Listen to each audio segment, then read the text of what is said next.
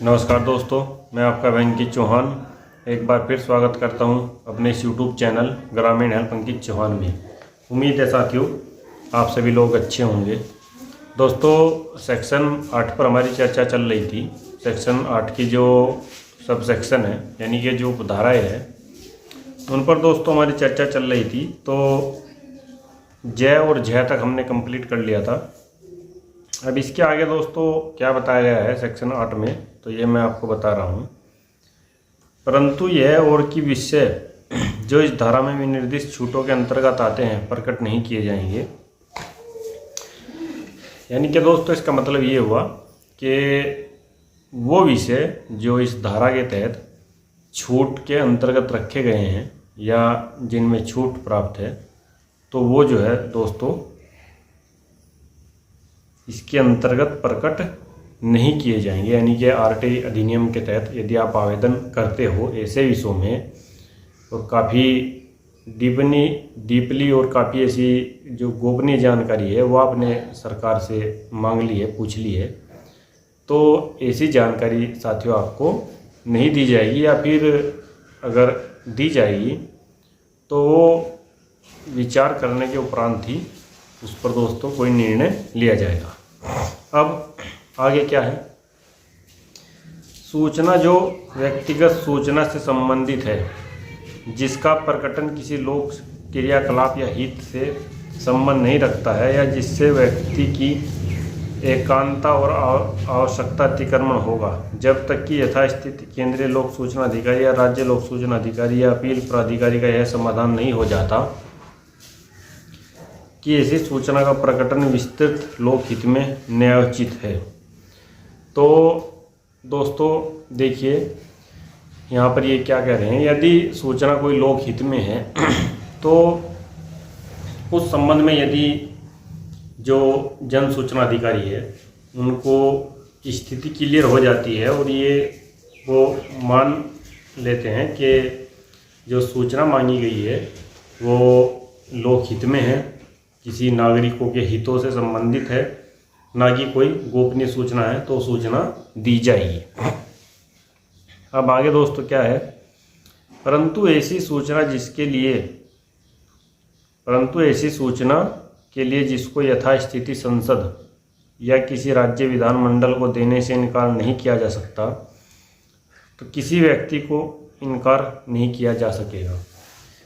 अब यहाँ पर दोस्तों जो सेक्शन 8 के सब सेक्शन हैं उनमें सबसे महत्वपूर्ण बात ये लिखी गई है कि जहाँ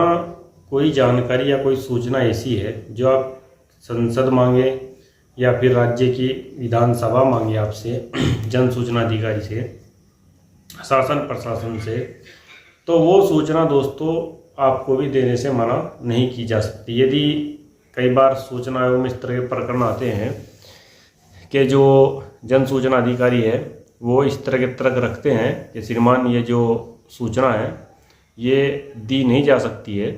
क्योंकि ये गोपनीय है, तो आप ये ज़रूर कहे कि श्रीमान यदि यह सूचना जन सूचना अधिकारी महोदय संसद या फिर विधानमंडल को नहीं दे सकते, विधानसभा को नहीं दे सकते, तो भी हम मानेंगे कि सूचना हमें दी जा नहीं सकती। और ये चीज़ दोस्तों उनको लिखित में देनी पड़ेगी, ये बताना पड़ेगा कि सूचना आप किस आधार पर, किस ग्राउंड पर नहीं दे सकते हैं। लेकिन यदि आप संसद को मना नहीं कर रहे देने से, तो आपको मना नहीं की जा सकती, वो सूचना आपको दोस्तों देनी पड़ेगी, दी जाएगी।